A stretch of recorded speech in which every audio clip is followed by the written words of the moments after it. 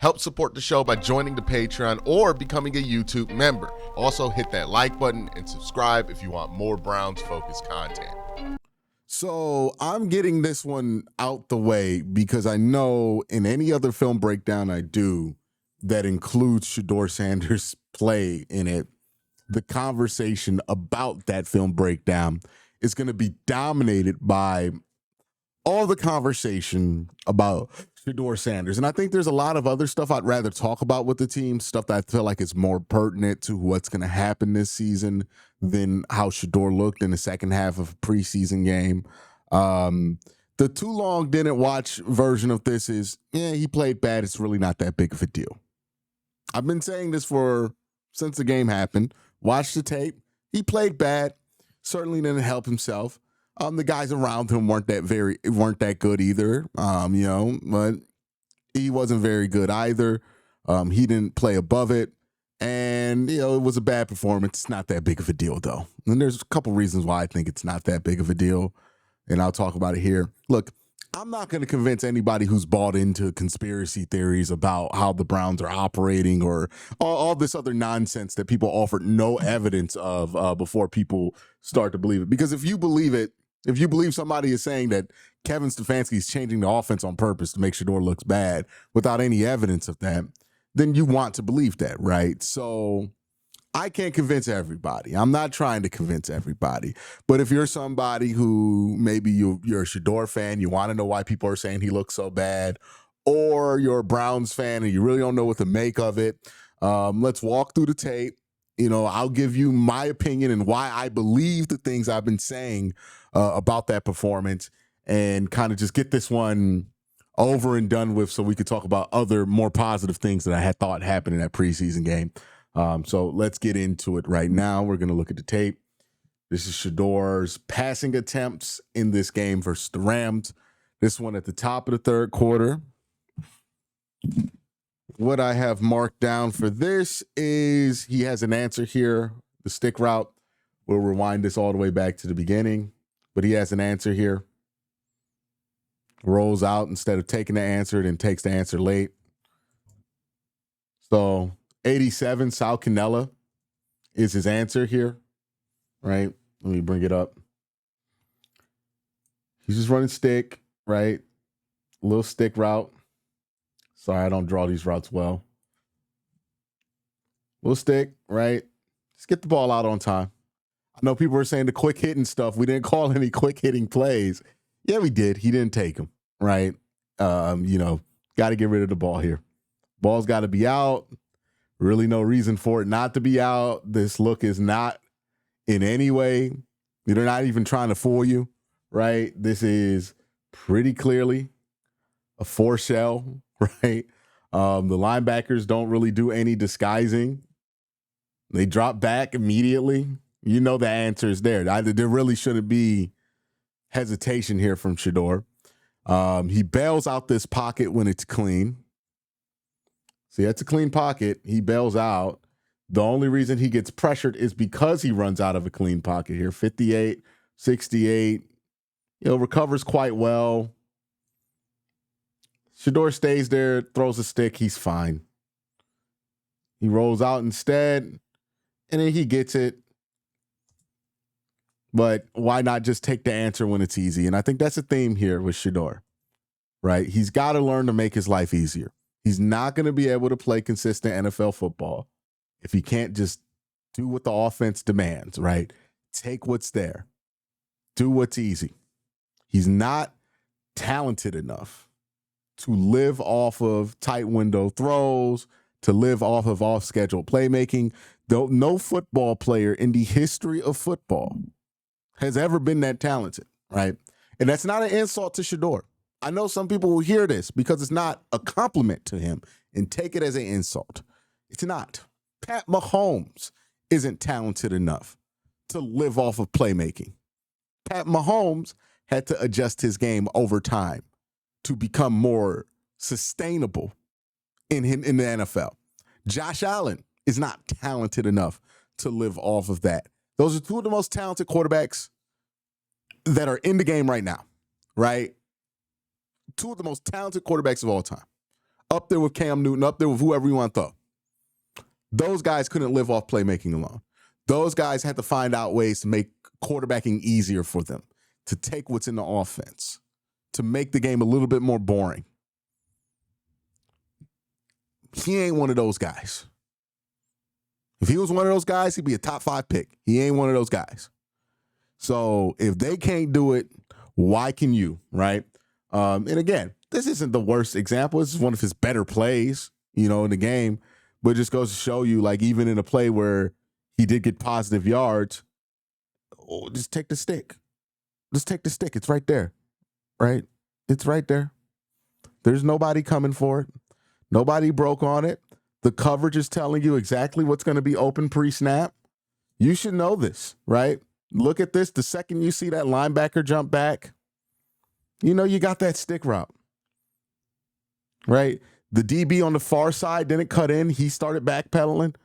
Everything you see here, right? This triangle that he's trying to read to see if the stick route's open, which I would assume if this is what he's looking at, right? This triangle should tell him you have an answer here with this stick route.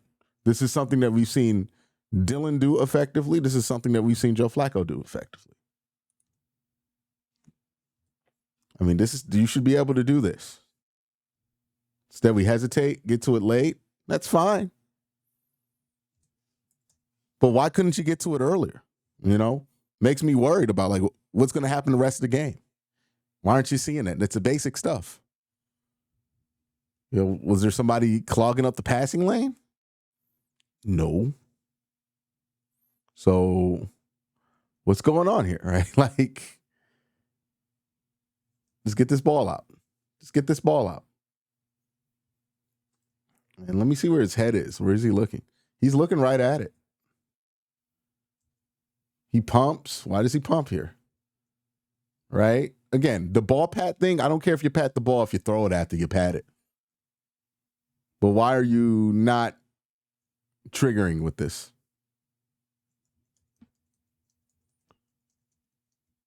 You pat the ball, you throw it there. I ain't got a problem with that. Put it right on the 8, on the 8-7, and you got it.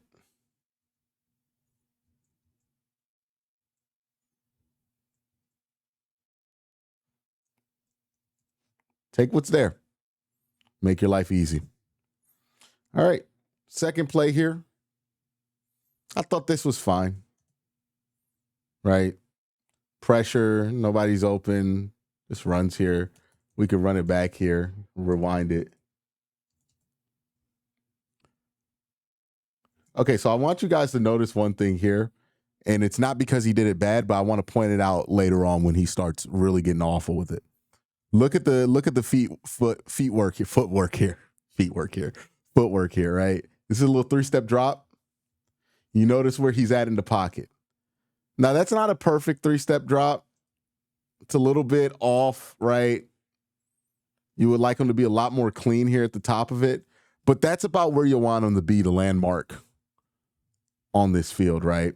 That's about the depth you want to get in a 3-step drop. Probably a little bit less, but that's fine. We'll see some of his 3-step drops later in this game that are just awful.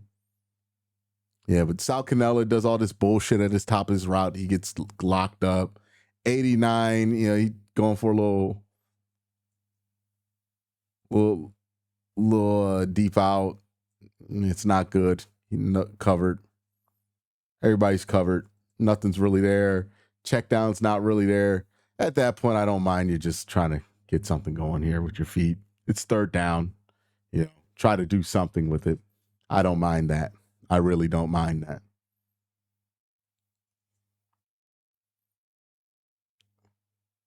Yeah, that's fine to me.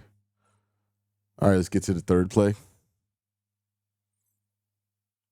It's 1st and 10. Browns ball on the 15 in third quarter.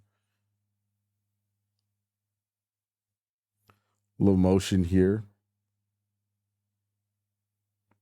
Play action.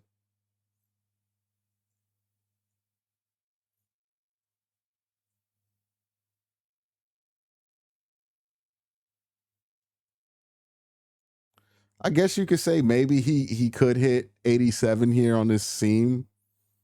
Hey, that's a pretty tight throw, though.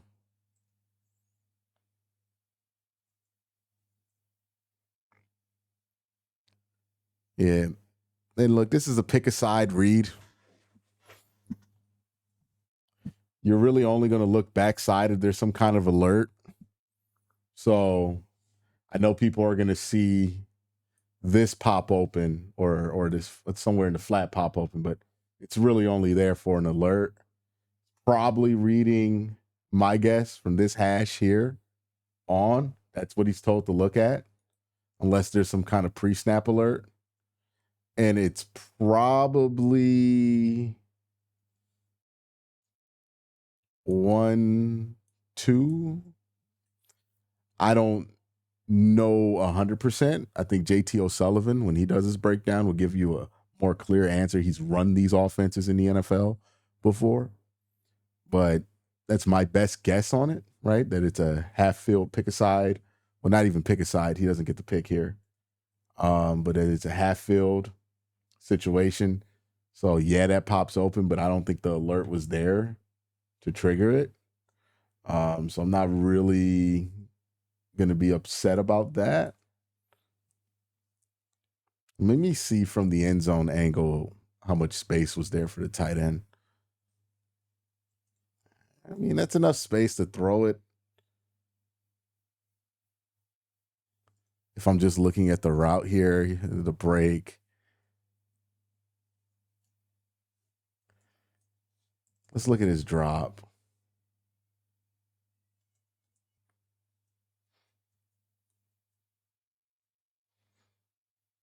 How many steps does he get out there? 1, 2, 3, 4. So maybe he took an extra step here on his drop.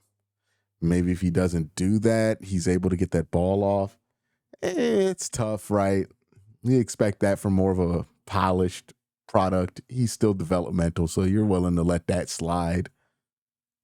You know, it's a little deep in that pocket, right? You don't want to get too deep in the pocket. The reason you don't want to get too deep, you don't want to blow your tackle depth. And what I mean by that is this. If you get way too deep here, the angle gets less sharp for that edge, right? You want that edge to have to use his bend to get to you, right? You see how right now where SHEDEUR is, that edge has to bend. The reason you want that bend angle there to be very sharp to get to the quarterback is that gives the offensive lineman the advantage, because the offensive lineman will be able to win leverage in that situation more often than not. Every once in a while, you run into a Myles Garrett who's a freak who can bend that angle and be fine. But for the most part, guys aren't Myles Garrett, and these guys playing in this game definitely aren't Myles Garrett.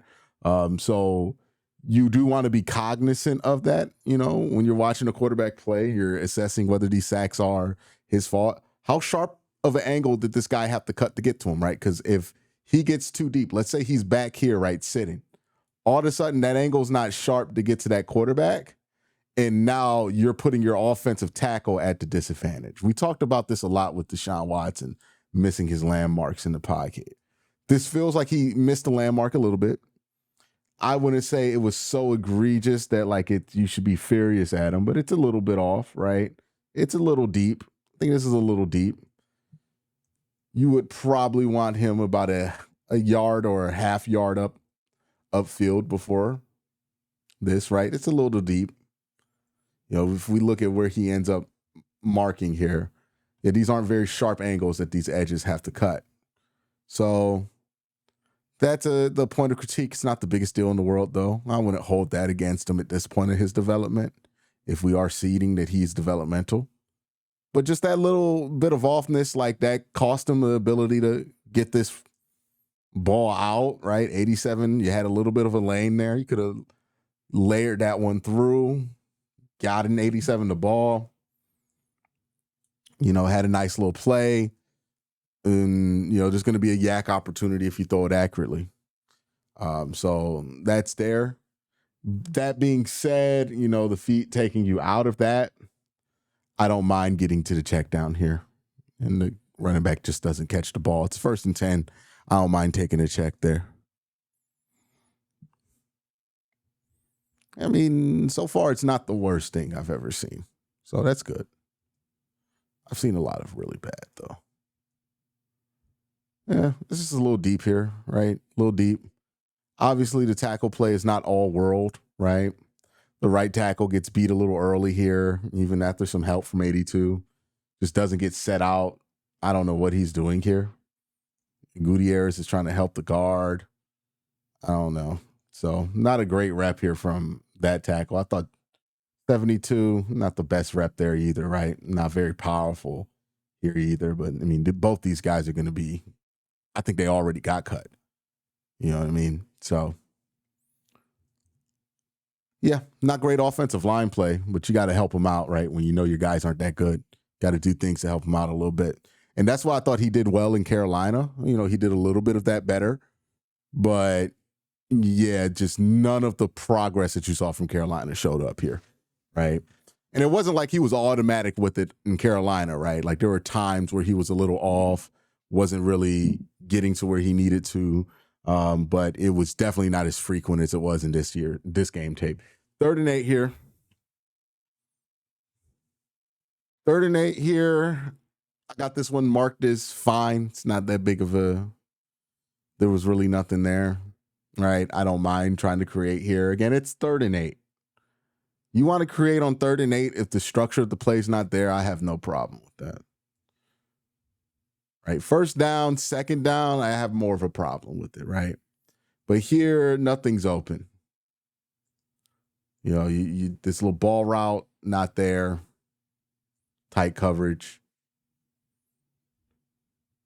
This little deep curl, not there. Tight coverage.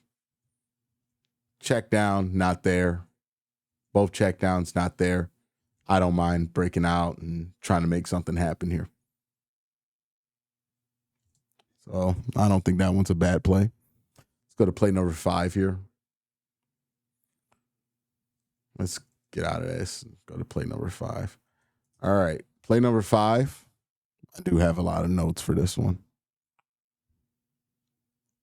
All right. So my first question on this one is, was this a pick-a-side play? I think it is a pick-a-side play, right? My second question is, why didn't we go with the slant here, right? With the slant here. You have the slant. I mean, they're not pressing. They're off the ball. Let's see what they do post-snap. I just don't know why we didn't take this answer here. Because if you look at this slant by 31, he's wide open. What about, that's the question you would have to ask SHEDEUR. That's the answer that would matter. Okay, it's 2nd and 9. Why aren't we have our eyes here at the slant?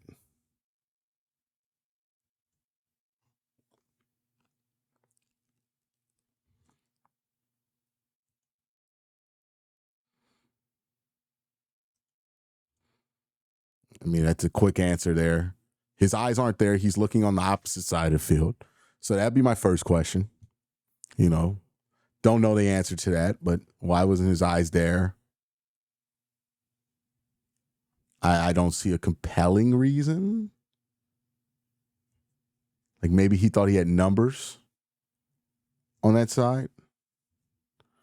But I mean, that matters if you're trying to go down the field. But if you're just trying to get something quick, just take that right there, right? So, yeah, you would want to know, internally if that's the decision they want the guys to make. And secondly, if that's not the decision they want the guys to make, well, why didn't you have your eyes there, right? Now, if we're looking at the part of the play that he did look at, my question here is, why didn't we take the stick? Why did we take the flat? Feels like we got off the stick pretty quick. Maybe he got scared by that DB.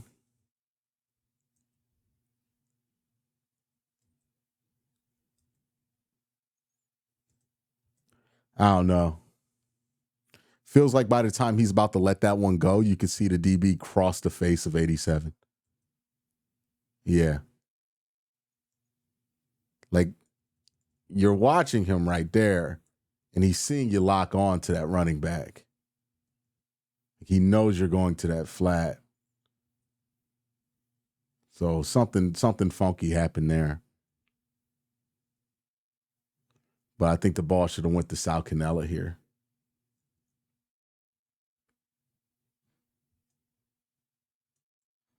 Well, you're afraid to throw an interception. Okay, that's fine.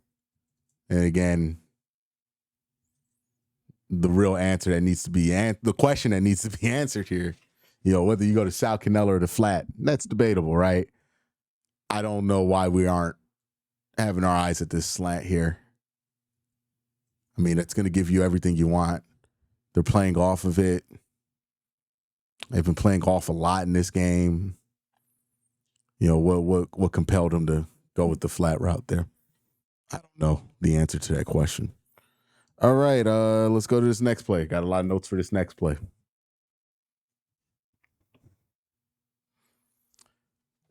After this play, I think his pocket mechanics really just went to shit, if I'm being honest with you. Because they weren't that bad when he first got in. All right. So there's a lot to talk about here. All right. So, too deep, drifting in the pocket. I think that's there, right? This is really deep. We talked about it before, right? You want to make sure your tackles angles aren't that bad. Now, again, 72 is not doing a good job. 72 is absolutely not doing a good job, and neither is the right tackle. They both get beat. But you could give them more time than you give them. Right now, we're compounding bad offensive tackle play with bad pocket management, and it's creating a sack. It's unfortunate, especially for 31. Ooh, that's a terrible route. Okay. Because, this pops open for him, right? He's running that. It pops open for him. There's an opportunity to hit that. We've seen this is the exact same play Dylan hits all the time, right? For people who thought they were running different plays. This is a concept they run with Dylan very often, right?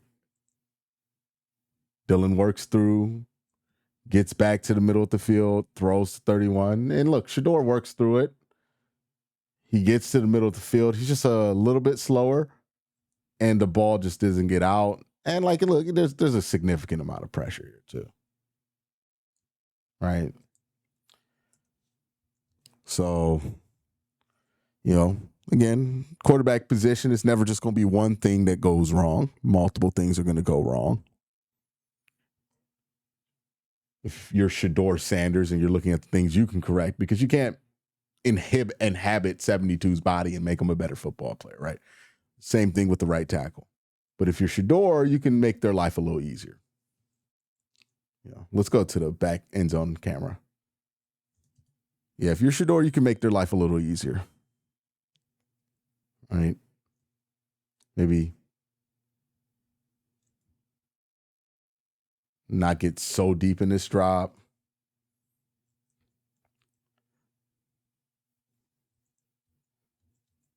And then takes a step out. I think he's trying to reshuffle to hit midfield here.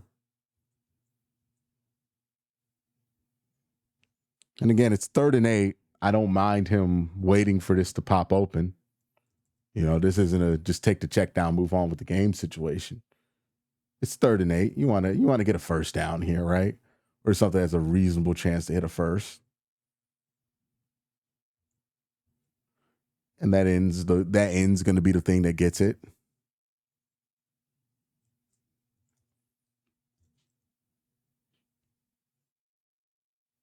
Yeah, so I think he takes a couple extra step here. It feels like an extra step or two. I don't know if that's if he was I don't know, even if he didn't take the extra step, if he would have been able to step up and muscle that in, if I'm being honest with you, because the protection is pretty bad here. But you just want to see him try that instead of trying what he tried here, right? Sometimes you're going to fail no matter what, but in a evaluation setting, a preseason setting where we're looking at, things to get a player better, you want to see them fail trying to do things that are positive, right? Instead of failing doing things that you don't want that player to do anymore. This is failing, doing things that you don't want that player to do, right? Drifting, rolling out too deep in the pocket. You want him to not do that, right? If he gets tackled behind the line of scrimmage, if he has to take a sack, if he gets hit while throwing it, get hit while throwing it, but get hit while stepping up and throwing it. You know, it's not the biggest deal in the world, but it is something you do want to see. I got some notes for this one too. This is the play action one. I think this is the play action one. Yeah, the top of this looks real funky to me. I don't know what happened here. Maybe I'm wrong. Maybe this is perfectly fine. But it just feels like it takes him forever to get to a position where he could throw the ball here. Let me count. 1 Mississippi, 2 Mississippi, 3 Mississippi. Yeah, like by the time he gets to 3 seconds here, like, is this like a naked boot? I don't know. This looks funky. The execution here looks very funky. Like, from the entire team standpoint. I don't know if SHEDEUR's supposed to take that long to get around. I don't know if this is truly a naked boot, because it feels like it could be, but it's not really executed well. And, you know, this is 4th string, 3rd string preseason football at its finest. So you're going to see shit like this.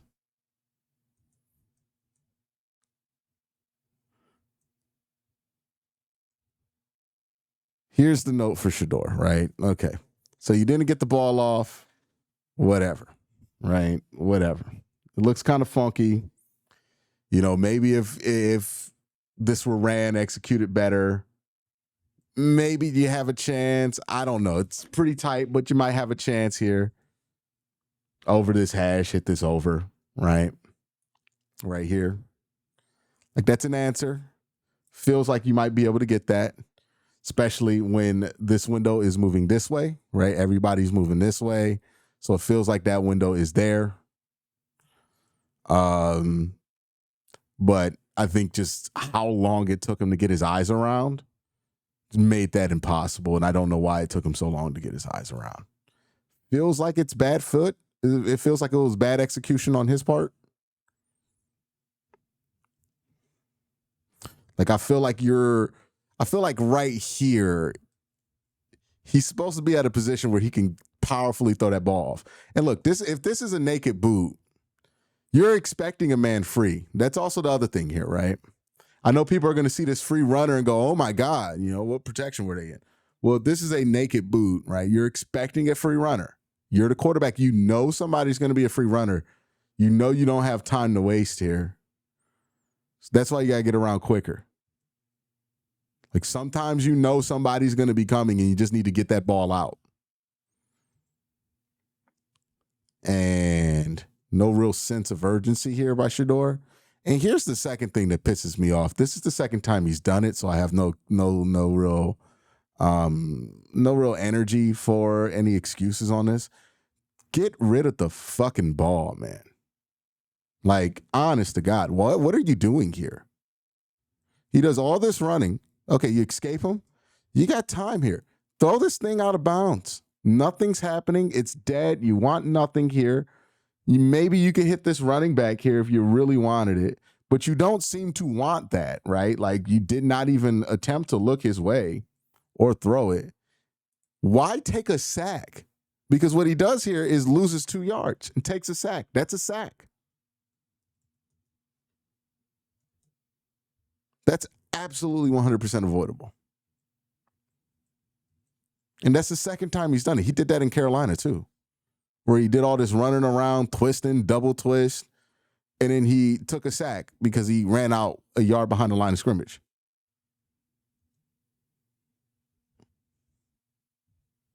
Can't do it. Can't do it. That's got to have more presence of mind at the quarterback position than to do that. And we'll look at the over route here. So watch the hash in the middle of your screen. That's the route I'm talking about right here. That's the window I'm talking about right here. Again, clean feet, clean eyes. That's a window there. That's a completion. That's wide open. Right? It's an easy throw. Got to get your eyes back here. Make that throw. Instead, we take a sack because we don't get rid of the ball, throw it out of bounds. Second time he's done that in the preseason. I mean, you got to clean that up. They told you like the first week that you had to clean that up more than likely. How did we get to the second week and it's still there? It's a very fixable mistake here. Here's another thing that I saw online that really made no sense. A lot of people were complaining about SHEDEUR having these long developing routes. The Browns were purposely trying to sabotage him by calling these long developing plays. What these people weren't telling you was that SHEDEUR, because he kept taking sacks, was constantly in and long situations. Now, I don't know about you, but on 2nd and 12, well, you're going to have some long developing plays, right? 2nd and 25 or whatever it's in, you're going to have some long developing. If you're behind the sticks consistently, that does not allow you to get to the easy stuff.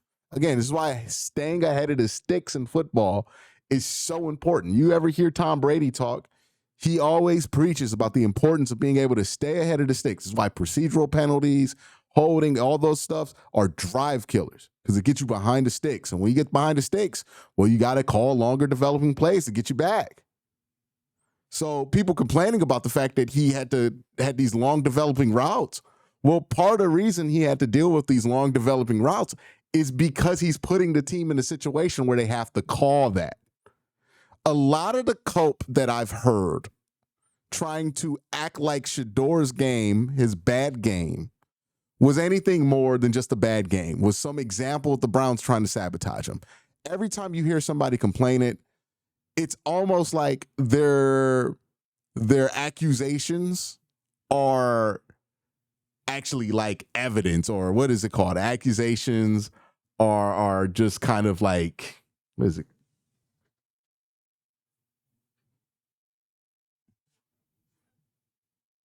Every accusation feels like a projection at this point, right? And this is kind of what happened here, right? People are like, why are these long developing plays happening? Well, SHEDEUR's getting sacked a lot and getting into and long situations. Why is the offensive line not looking as good? Well, SHEDEUR's not really helping his offensive line look good, right? You're like, oh, well, the offense didn't look like this when Dylan ran it. The offense didn't look like this when Joe Flacco ran it.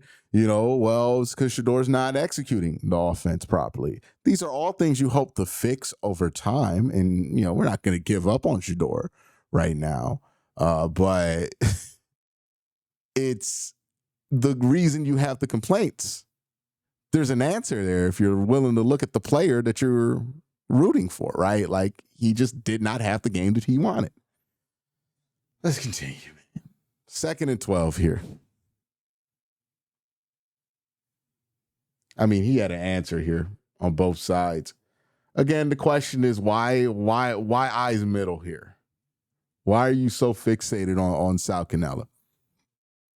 Ultimately, the answer might be that's where they told him his eyes needed to be. Given that he starts on the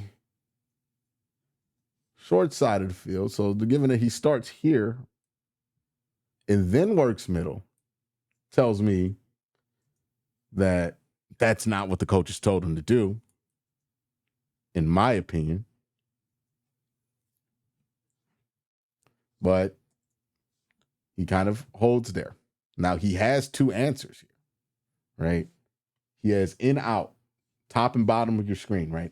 If he picked this side of the field, if you pick this side of the field, he has that. Now, he didn't pick that side of the field, but he also has that, right? Both of these are open. DB opens his hip towards the field. Linebacker, flat-footed during the cut. You should have your eyes on this still instead of looking at whatever this is. Eyes on this still, and you should rip that. It's right there. That's a completion. And that's going to get you in 3rd and short, right? First down marker is right here. You complete that. Maybe that's even a first down, but let's say he gets tackled wherever this route ends, right? So that's what, 3rd and 5? Much more doable position to be in than where you end up, right? Because you don't take the answer. Instead, you get sacked here. And now we're in 3rd and 1,000,000. I don't know about you.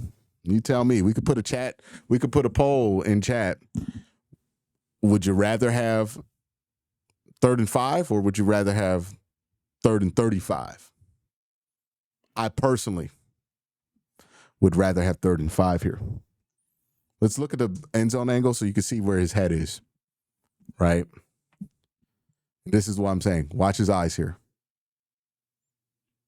Eyes originally, boom, looking at that side of the field where he has the out. And then look how fast he gets off of it. Why did you get off of it? What did you see? Those are the questions they're going to ask him. Maybe he has an answer. What did you see? Works back here. And then he tries to get back to it. And then, again, just get rid of the football at this point. Because 3rd and 12 is better than 3rd and 35. 3rd and 5 would have been much better than both of those. But you know what's worse than both of those options? 3rd and 35. That's the worst option there. That's the worst possible outcome there. Don't know what happened there. But there were answers. There were answers. All right, let's take a look at our next play here. So what we have, the pertinent routes here, right? It's going to be pick a side and then see what you got, right? 2 hitches. And then the tight end is going to be running the juke route, right? So basically, you want to see if you get off coverage here. If you get off coverage and this wide receiver gets off clean, cool. He gets his head around, throw him the ball there, get the 8 yards, move on with the game. But if you do think you're getting some kind of pressure and you think there's going to be a one-on-one look, tight end, linebacker, you need to have your eyes here and ready to throw this one. So what happens here with SHEDEUR is in an empty look, and he gets a little bit of pressure here, right? The slot blitzes. They got 5 coming. So, he looks at this hitch first, which is fine. It's not that big of a mistake. And honestly, if the wide receiver got his head around faster, I think that'd be fine here. It seems like he just runs a bad route here, right? Look how deep he gets. It looks like if they're running identical hitches top bottom, which not always guaranteed, right? Like, this guy 5 cuts in, gets head around. That feels like it's right. This one by 36 doesn't feel right. All right, so you don't like it. It gets a little muddy there. Cool. Don't really blame you for not throwing that, but gotta figure out what happens here with the juke route. So let's look at the slot here, 87.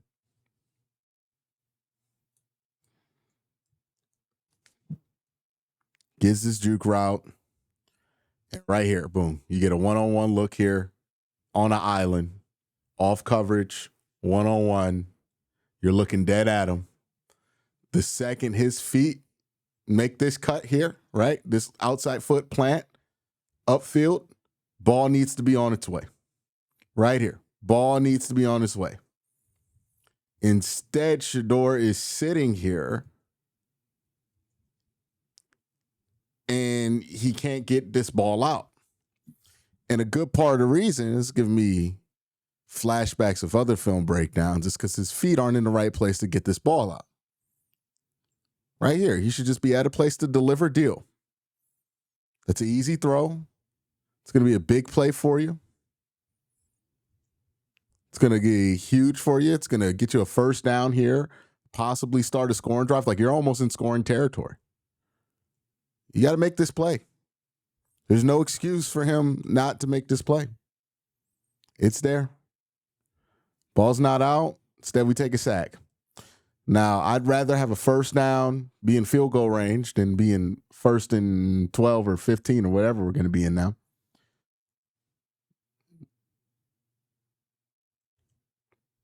Right? Got it right here. Right? You see, here's what I'm talking about. Where the foot plants here at the tight end. You see this foot? Once he plants and declares he's going to go this way, and then you see his man go the other way, right? He does a good job shaking him off. Gets that one-on-one. Right? He's in the linebacker's in a no-win situation. Too many possibilities. Ball got to be out.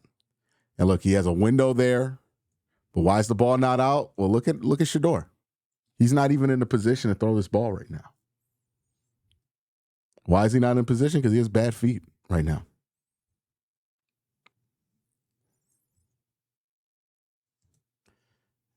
He hits backwards, right? So right now he's in a position to throw, right? Position to throw, hitches, and then hops back. Now he doesn't feel comfortable throwing this. And now he's hopping backwards too, right? Stand in there and deal this ball, man. Stand in there and deal this. Don't hop back. Look at this. Hop, hop, hop, hop, hop. Never in the position to make that play. Ends up on the ground. Yeah. Not good.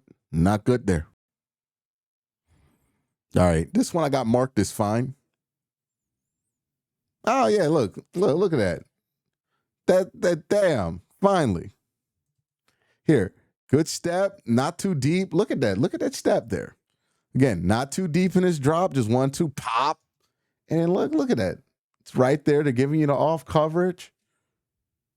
Now, unfortunately, this doesn't do jack shit for you because now you're in 3rd and 11. But, man, if you would have just done that a play earlier, you wouldn't be in 2nd and 17. You'd be ahead of the sticks, and then they'd be able to call stuff, and you'd be able to have all your options available for you, and you wouldn't have to wait for things to develop downfield. But when you take sacks, you get behind the sticks, and you know you have a bad offensive line, this is the situation you put yourself in.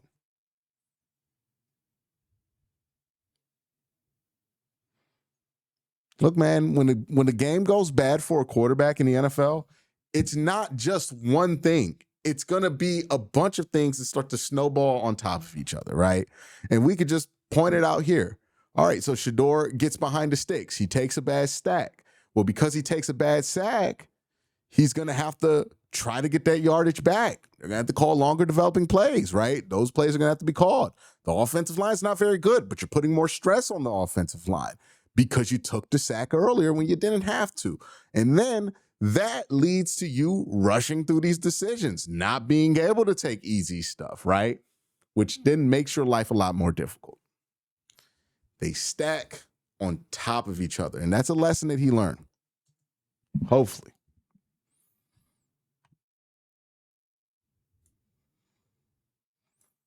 All right, I think this is the last play of the day. Yeah, this is an absolutely nasty drop.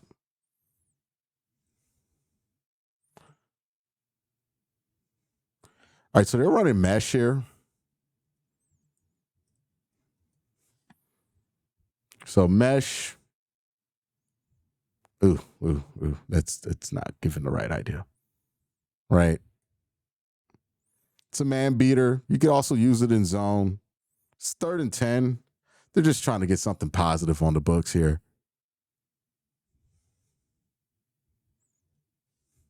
All right, it's basically mesh rail. Except for the rail route, it's not coming from the backfield. The rail route is coming from the slot. So he's outside release, probably a mandatory outside release into a rail. So, yeah, mandatory You look at the rail's not there. All right, let's read the mesh. You want to read the mesh?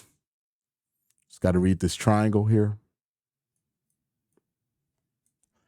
And this tells you see the flat defender here. So you can hit this, but your better chances to hit that one. Maybe teams have preferences on which side you hit, which side you choose. That's only for the quarterback room. I don't know that. You're really just looking at this linebacker 43 here. Who does he choose? Okay, he doesn't run with 87. Get the ball to 87, right? He sticks with the other guy. Instead, we're super deep in this drop. And this is a nasty drop. He takes like 5 steps here. There's no way this isn't a 3-step drop. Now, remember how little space he took up earlier when I pointed out a good 3-step drop that SHEDEUR did? He was like right here. Let me pull it out. Yeah, he was like right here. He ends up so deep in this drop, man. Like, look how deep he ends up. Oh, my God. He blows it all the way here. Like, there's no reason you should be this deep back. And this absolutely causes a pressure here because 94 has just a straight angle at you. There's no way this tackle's winning. You just made his life way too difficult. If you're here, right? Maybe if you're at your landmark, he can run that tackle around and you can get all the time you need to see that linebacker's running with 80, running with this guy, so you could take that guy. If you look at this on broadcast, you might be fooled into blaming this on the offensive line. And look, the offensive line wasn't good while he was out there. But no, this is SHEDEUR. This is on SHEDEUR right here. This is just bad football here. And again, almost gets bailed out here. And look, he gets credit for staying up, not being tackled yet, almost makes a big play. Yeah, but this ball's behind him, so it goes nowhere.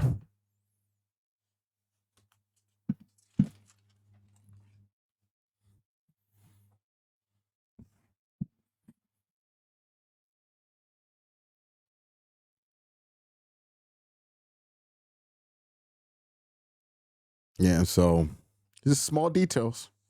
They matter at the quarterback position. The small details of how deep you're getting in your drop matter.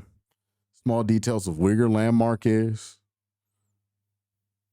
He looks at the rail, gets off of the rail. Right here, he has a chance here to just execute the play. Instead, he's running upfield. He's deciding he's going to run. It's 3rd and 10. I get it. But at some point, just, if this hasn't been working for you all game, just give running the play a chance. You know what I mean? All this stuff hasn't been working for you all game. So give running the play a chance, man. So, and the only reason he feels spooked here is because he gets way too deep. That's the only reason he feels spooked. If he didn't get that deep, if he just takes his normal drop with his normal depth that he's supposed to take on mesh rail, which is not a deep developing concept, right? It's a fairly quick hitting play. I don't imagine it's a 5-step drop out of gun.